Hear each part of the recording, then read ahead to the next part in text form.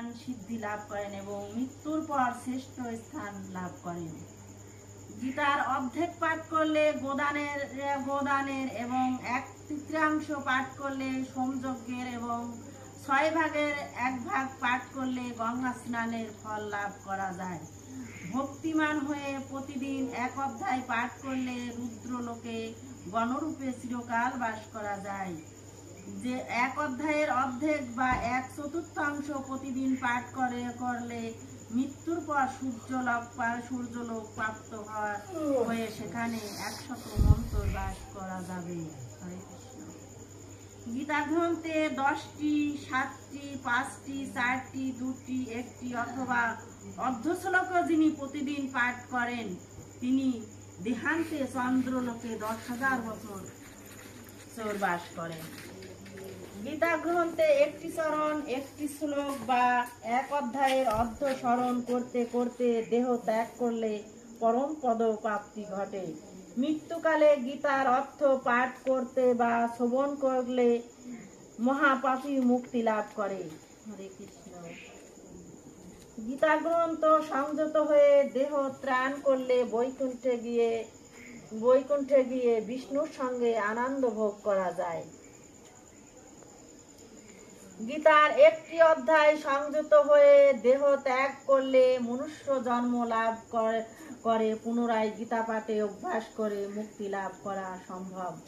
গীতা শব্দ উচ্চারণ করতে করতে মৃত্যু হলে সদ্গতি লাভ হয়।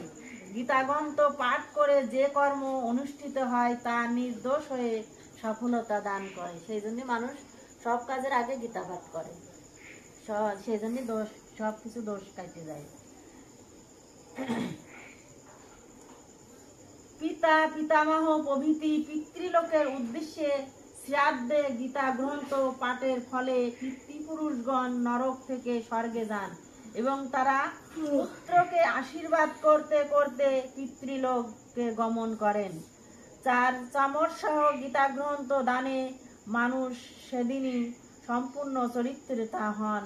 স্বর্ণ সংযুক্ত গীতা গ্রন্থ দানে পূর্ণ জন্ম হয় না। 100 গীতা গ্রন্থ দান করলে দাতার পূর্ণ জন্ম আর হয় না এবং তিনি ব্রহ্ম লোকে যান। গীতা গ্রন্থ দানে ফলে দাতা মৃত্যুর পর সপ্তকল্প সময় বিষ্ণু লোকে আনন্দে বাস করেন। গীতার অর্থ সমগ্র রূপে শুনে গীতা গ্রন্থ দান করলে ভগবান তার প্রীতির প্রতি হয়ে তাকে তার অভীষ্ট প্রদান করে। মনুষ্য দেহ ধারণ করে অমৃত স্বরূপ গীতা গ্রন্থ শ্রবণ বা পাঠ না করে অমৃত ফেলে সে বিষ ভক্ষণ করে। মানে যেখানে গীতা পাঠ হয় সেটা যদি কেউ মনোযোগ না দেয় সেটা কি হয়, অমৃত ফেলে বিষ ভক্ষণ করা হয়, বিষের সমতুল্য হয়। সংসার দুঃখে পীড়িত ব্যক্তি গীতা বিষয়ক জ্ঞান সমক্ষ রূপে লাভ করে তার রূপ অমৃত পান করে ভক্তি লাভ করে এবং ইহ জগতে সুখী হয়। জনক প্রভৃতি রাজর্ষি গীতাকে আশ্রয়ের ফলে নিষ্পাপ হয়েছেন এবং জগতে শ্রেষ্ঠ স্থান লাভ করেন। কারণ জনক খুব ছিল, পাপী ছিল, সেও ওই লোকে শ্রেষ্ঠ গীতা আশ্রয়ে তিনি করেছিলেন, শ্রেষ্ঠ স্থান লাভ করেছিলেন।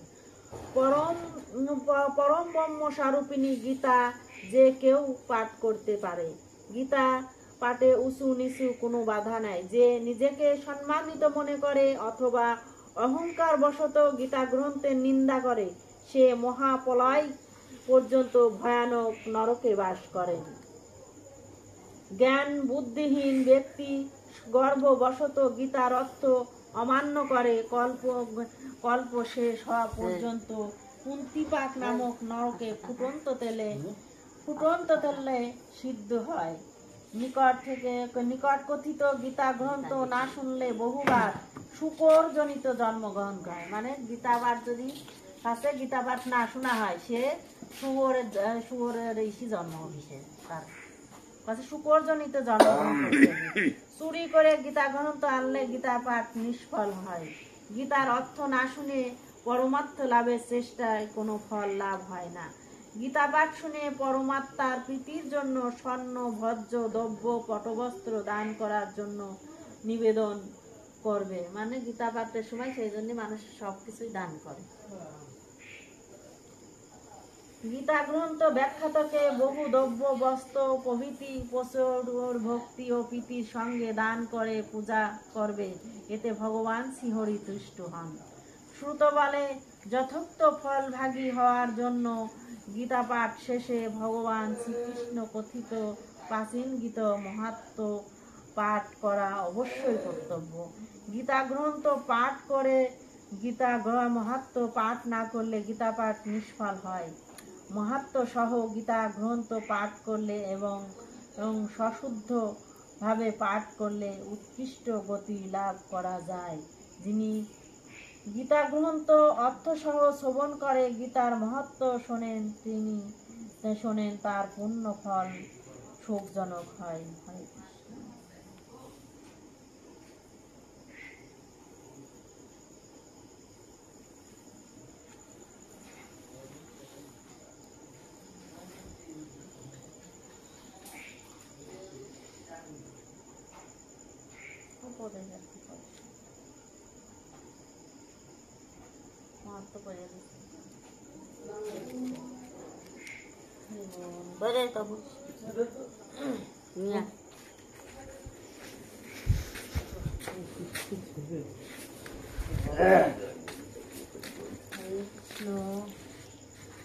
গঙ্গা গীতা সাবিত্রী সীতা সত্তা পতিব্রতা বহুমূল্য ব্রহ্মগীতা শ্রীসন্ধ্যা মুক্তিধন্যা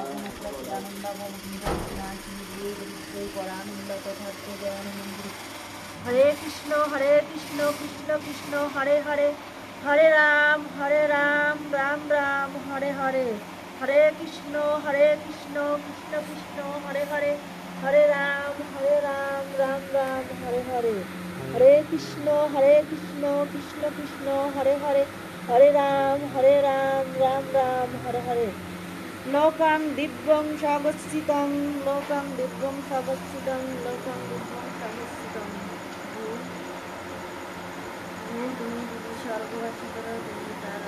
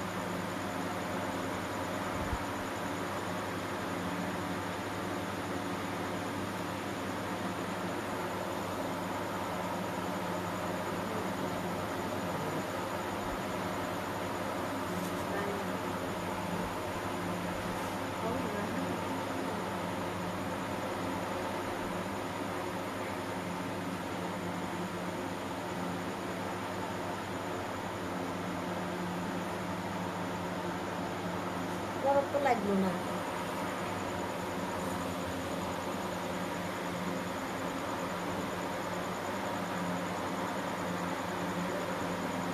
মাতার কাছে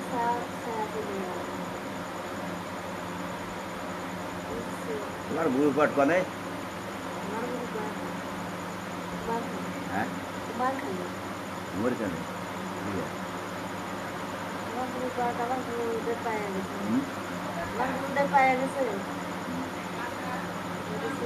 বৃন্দাবন গোস্বামী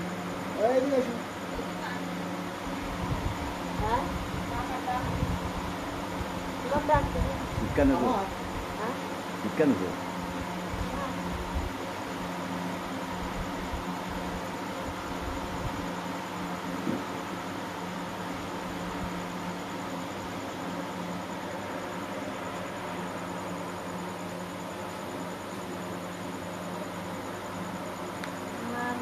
দিদিমা ছিল। তোমার বাড়িওয়ালা আছে ভিক্ষা? হ্যাঁ? হ্যাঁ, বাড়িওয়ালা না নিলে কি নেওয়া যায়?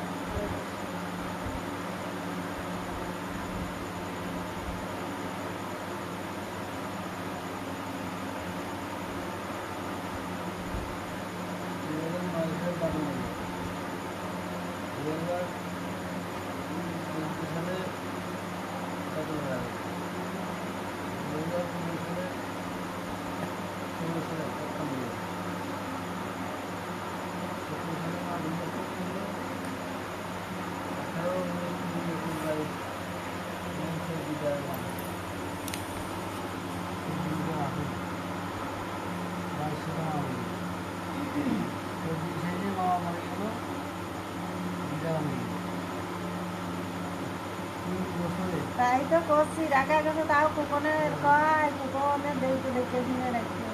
আমি প্রতিদিন একবার ফোন দিতে ভালো আছি সেটা খাইনি কিন্তু সামনে খাই প্রতিদিন একবার তাই তো করছি, মা তিন দিন আমি কথা বলতে পারি না দিদা কথা বলতে পারে মাসে দিনে তার কাছে ফোন দিদি আমি ভালো আছি বুঝতে পারি মাসির পরেই তা দিয়ে নামার আগে ঠিক আছে নামা পরে আমাদের ফোন দিতে অবস্থা তার ক্ষেত্রে আজকে বেশি হয় আর কিছু ভালো ছিল কিন্তু যখনই বিশ্বাস করবে মার মতো ঠিক আছে নিচে ঠিক আছে কি হাসপাতালে মারা গেছে?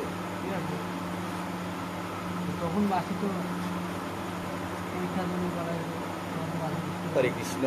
কিন্তু কালকে আমি রাতে রাতে জ্ঞান নিয়ে করছি সন্ধ্যায় ঢাকাতে বসেছি মাসির সঙ্গে সন্ধ্যায় তখন বুঝাচ্ছিল না তার কাছে রাখলাম ওরা দিন খায় পেশায় ছিল 80-60 তখন ঠিক ছিল তখন ভাবলাম যে হাসপাতালে নিয়ে যায় সঙ্গে সঙ্গে তখন ভাবলাম অন্তর চেঞ্জ যায় না এই 4 টাকা হিট করে ঠিক আছে পরে মাসির দিকে কালকে খুব ছোটো আমার ছোটো একটু ভরে একটু সুইমিং নিয়ে নিয়ে যাবো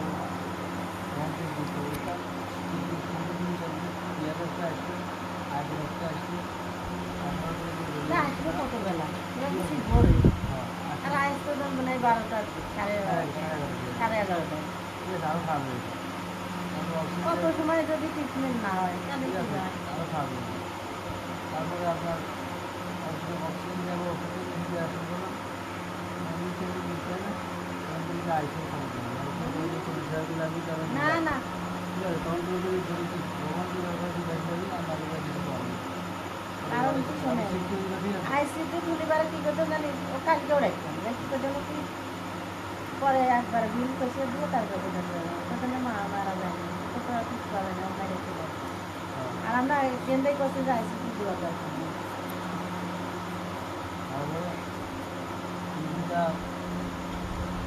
অনেক টাইম নেবে মেলা টাইম অনেক টাইম নেবে আমরা মাসির কানে না কানে আমি টাকা আছি শুরু করবে সে করতে অনেক টাইম নেবে তারপর এই বুকি বুকি অনেক টাইম নেবে কারণ গলা গলাই নেই গলায় নেই অনেক টাইম নেবে গান গাইছে অনেক টাইম নেই নাম পাইছে অনেক টাইম নেই জল খাইছি কিন্তু জল কী করবো আমি কি জল খাতে গেলাম জল খাইছি কিন্তু বেশি গলা বেশি যাতে মাছ করেছে যাতে মাছ করে ঠিক আছে আর একটু খালি কী আছে দুঃখ হয়ে গেল আমি আসলে পড়াশোনা করতে পারলাম না ওই শেষ কোথায় আসি মাসি মা নিয়ে আসি নিজে কথা করতে পারি, কালকে কথা করতে পারি তখন দুদিনই করা যাবে না কথা বলে তারপরে তো কিছুই দিল না, 3 দিন কথা করতে। তারপরে মামা ছোটো মামা আছে বিদেশ মামা যদি বাড়ি থেকে কম দেওয়া বেশি তারা মনে করে বুঝতে যাবে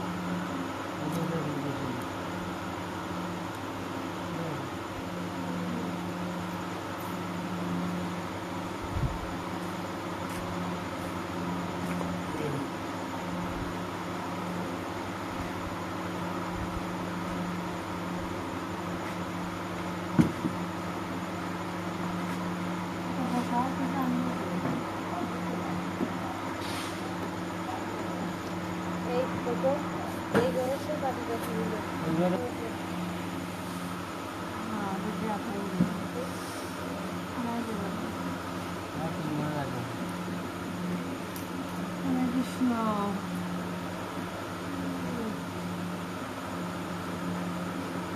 আমি কালকেতে মনে করছি কি যে কথা বলবো, দিদির সাথে আজ কথা বলবো, আজ সকালে কালকে বিকালে মনস্থ করেছি যে আজকে দিদির সাথে কথা বলবো।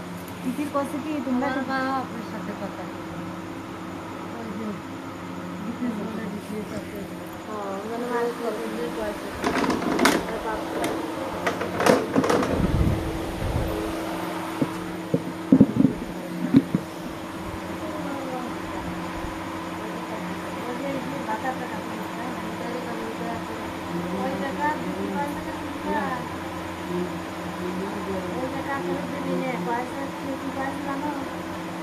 বাজার টাকা যা পাবেন সেটা গুছাই কাছে চলে হয়তো আমার সাথে যাবে আমার ছেলে চলার জন্য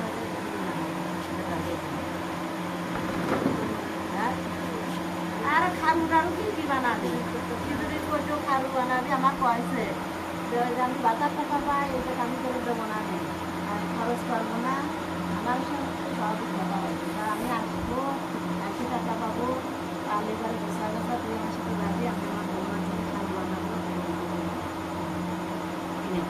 আর খরচ দিতে বানা তো এটা আপনার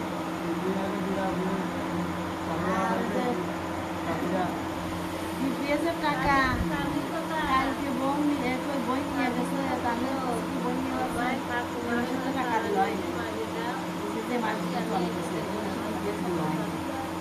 আমি কিছু দিদির কাছে সম্ভব কি করবো ওই তো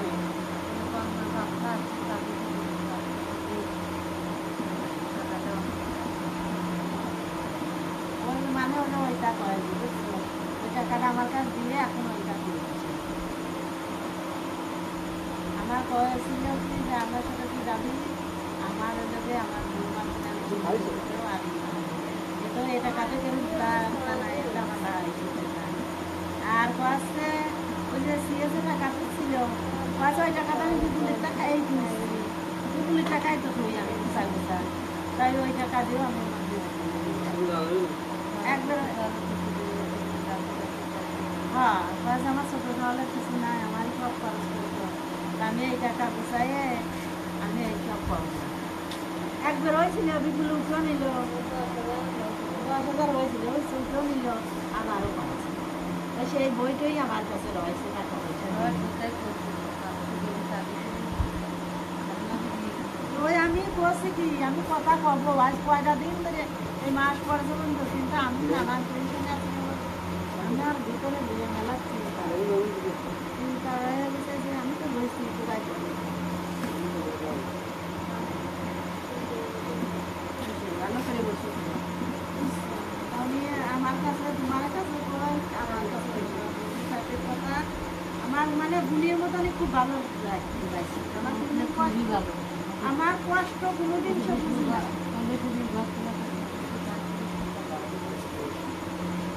আগে সামনে আগে যাও এই ডাবল রোডে সামনে আগে আগে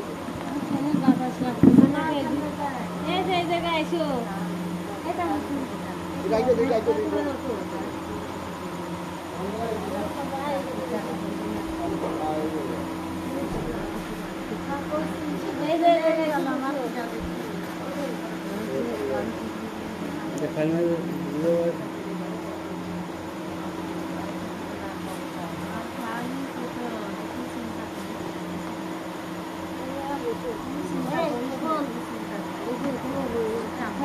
ঠান্ডা একটু ঘুরে দিঘা দিঘা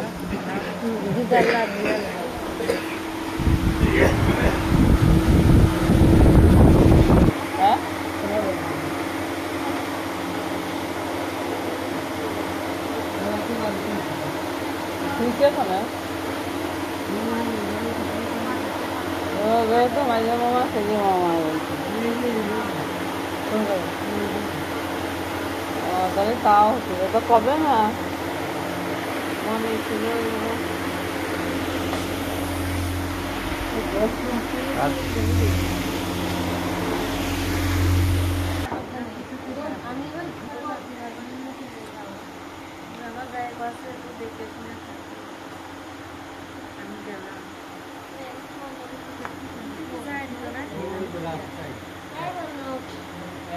রাখতে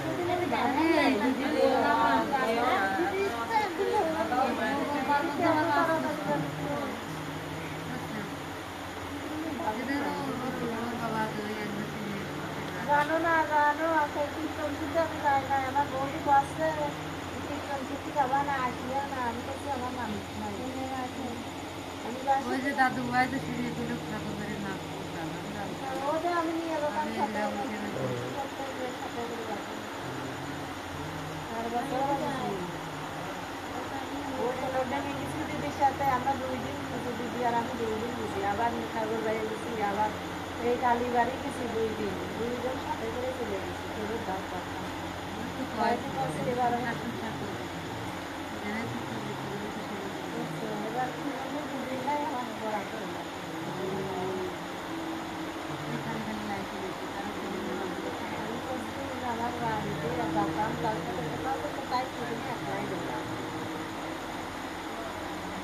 তারপরে আবার ওই ঠাকুর আর পড়ার কোনো লক্ষ্য নেই লাইটে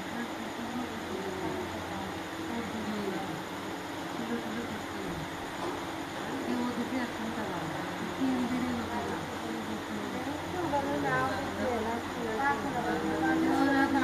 ওরা তার সাথে না ছুটি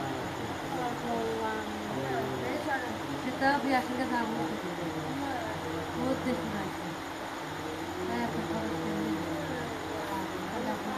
আমি ছুটি ছুটি হয় না কেন আমি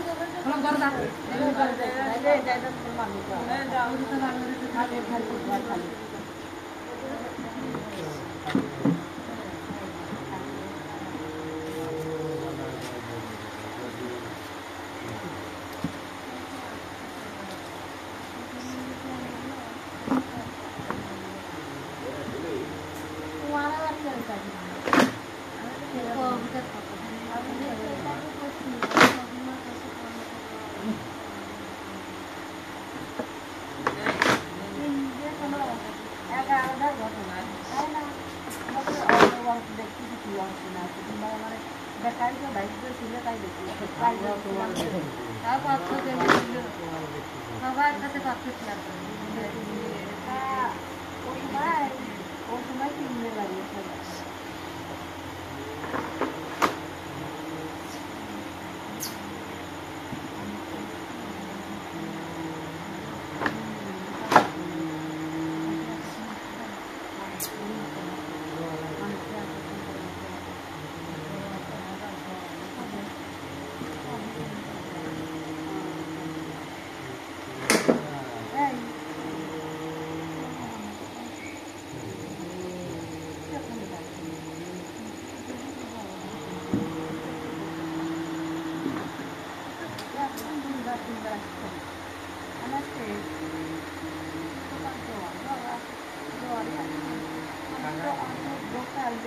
শরীর থাকতে রোগ আছে, প্রত্যেকটা মানুষের শরীর থাকতে রোগ আছে।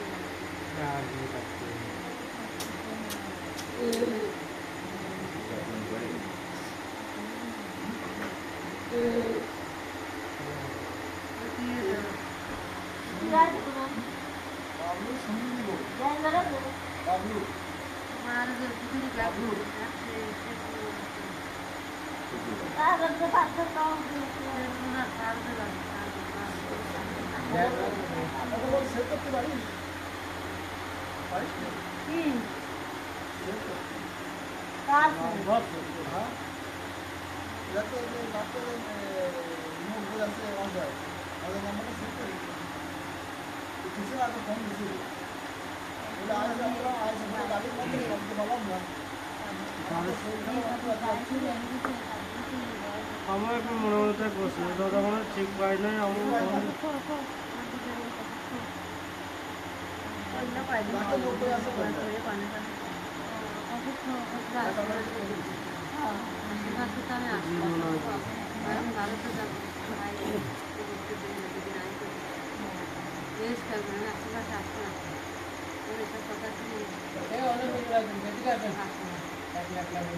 ঠান্ডায় আসো এদিকে আসো